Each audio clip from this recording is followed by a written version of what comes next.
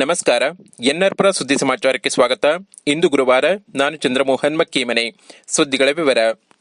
ವಿದ್ಯಾರ್ಥಿಗಳು ದೈನಂದಿನ ಬಳಕೆಗೆ ಅವಶ್ಯಕವಾಗಿರುವ ಕಾನೂನುಗಳನ್ನು ತಿಳಿದುಕೊಳ್ಳಬೇಕು ಎಂದು ಹಿರಿಯ ಸಿವಿಲ್ ನ್ಯಾಯಾಧೀಶ ಕೆಟಿ ರಘುನಾಥಗೌಡ ಸಲಹೆ ನೀಡಿದರು. ಅವರು ಮಂಗಳವಾರ ತಾಲೂಕಿನ ಮೆಣಸೂರು ಗ್ರಾಮದಲ್ಲಿರುವ ಮೌಂಟ್ ಕಾರ್ಮೆಲ್ ಪದವಿ ಪೂರ್ವ ಕಾಲೇಜಿನಲ್ಲಿ ತಾಲೂಕು ಕಾನೂನು ಸೇವಾ ಪ್ರಾಧಿಕಾರ, ವಕೀಲರ ಸಂಘ, ಸಹಾಯಕ ಸರ್ಕಾರಿ ಅಭಿಯೋಜನಾ ಇಲಾಖೆ, ತಾಲೂಕು ಆರೋಗ್ಯ ಇಲಾಖೆ ಹಾಗೂ ವಲಯ ಅರಣ್ಯಾಧಿಕಾರಿಗಳ ಇಲಾಖೆ ಆಶ್ರಯದಲ್ಲಿ ನಡೆದ ಪರಿಸರ ಕಾನೂನು ಸಾಕ್ಷರತೆ ಹಾಗೂ ಸಮುದಾಯ ಸಂರಕ್ಷಣೆ ಕಾರ್ಯಕ್ರಮಕ್ಕೆ ಚಾಲನೆ ನೀಡಿ ಮಾತನಾಡಿದರು.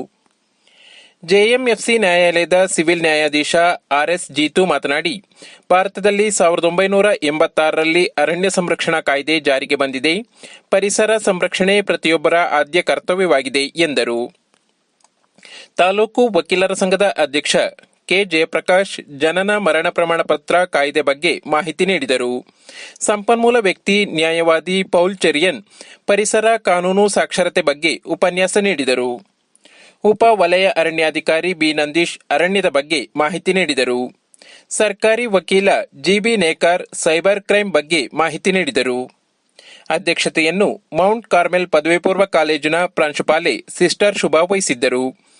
ಅನುಷಾ ಸ್ವಾಗತಿಸಿದರು. ಉಪನ್ಯಾಸಕಿ ನಂದಿನಿ ಆಲಂದೂರು ಕಾರ್ಯಕ್ರಮ ನಿರೂಪಿಸಿದರು. ತಾಲೂಕು ಆರೋಗ್ಯ ಶಿಕ್ಷಣಾಧಿಕಾರಿ ಪಿಪಿ ಬೇಬಿ ವಂದಿಸಿದರು. ಬಡವರ ಹೆಣ್ಣು ಮಕ್ಕಳ ಮದುವೆಗೆ 5,000 ರೂಪಾಯಿ ಸಹಾಯಧನ ಕೊಡಬೇಕೆಂಬ ಯೋಜನೆ ಇನ್ನೂ ಜಾರಿಗೆ ಬಂದಿಲ್ಲ. ಇದನ್ನು ಜಾರಿಗೊಳಿಸಬೇಕು ಎಂದು ಸಮಾಜ ಸೇವಕಿ ಹಾಗೂ ಪಟ್ಟಣ ಪಂಚಾಯಿತಿ ಮಾಜಿ ಅಧ್ಯಕ್ಷೆ ಜುಬೇದಾ ಸಲಹೆ ನೀಡಿದರು.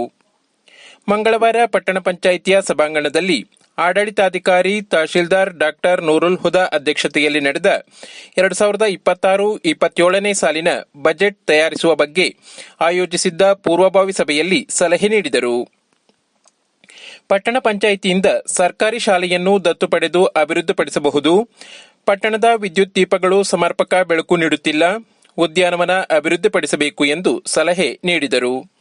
ಸಭೆಯ ಅಧ್ಯಕ್ಷತೆ ವಹಿಸಿದ್ದ ಪಟ್ಟಣ ಪಂಚಾಯಿತಿ ಆಡಳಿತಾಧಿಕಾರಿ ಡಾಕ್ಟರ್ ನೂರುಲ್ ಹುದಾ ಮಾತನಾಡಿ, ಪಟ್ಟಣ ಪಂಚಾಯಿತಿ ಆರ್ಥಿಕ ಸೌಲಭ್ಯಗಳನ್ನು ನೋಡಿಕೊಂಡು ಸರ್ಕಾರಿ ಶಾಲೆ ದತ್ತು ಪಡೆಯಲು ಚಿಂತನೆ ನಡೆಸಬಹುದು ಎಂದರು.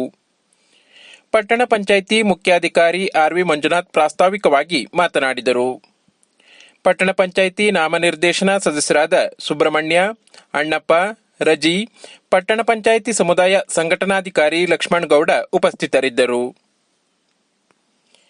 ಪ್ರತಿಯೊಬ್ಬರೂ ತಮ್ಮ ದುಡಿಮೆಯ ಸ್ವಲ್ಪ ಭಾಗವನ್ನು ಕಷ್ಟದಲ್ಲಿರುವ ಬಡವರಿಗೆ ದಾನವಾಗಿ ನೀಡಬೇಕು ಎಂದು ಅಮ್ಮ ಫೌಂಡೇಶನ್ನ ಶೃಂಗೇರಿ ಕ್ಷೇತ್ರದ ಕಾರ್ಯನಿರ್ವಹಣಾಧಿಕಾರಿ ಗುರುಪ್ರಸಾದ್ ಕರೆ ನೀಡಿದರು.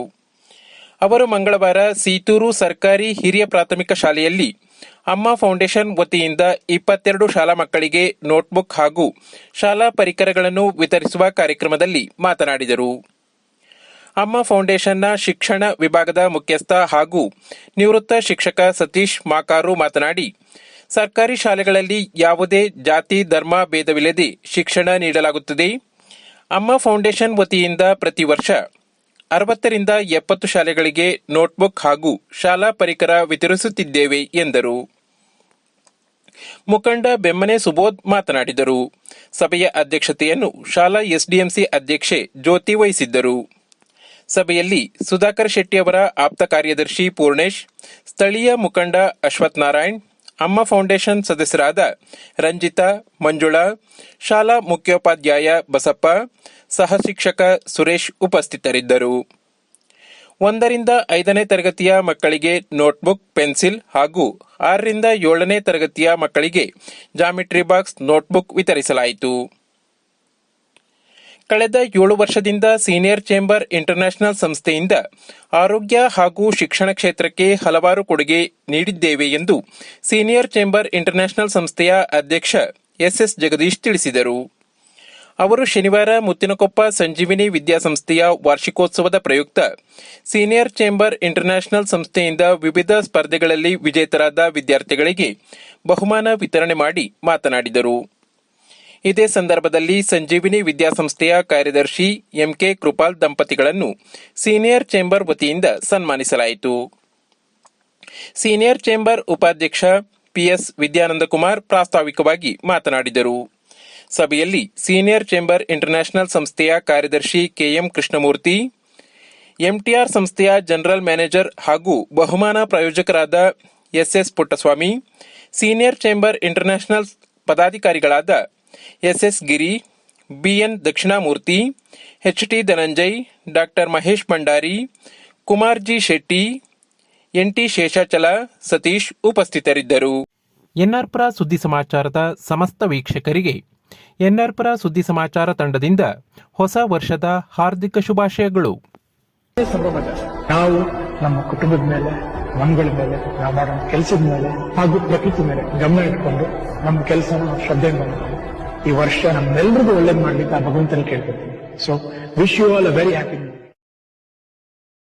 ಪ್ರತಿನಿತ್ಯ ತಾಲೂಕಿನ ಸುದ್ದಿ ಸಮಾಚಾರಗಳಿಗೆ ನೋಡ್ತಾ ಇರಿ ಎನ್ಆರ್ಪುರ ಸುದ್ದಿ ಸಮಾಚಾರ. ವಂದನೆಗಳು.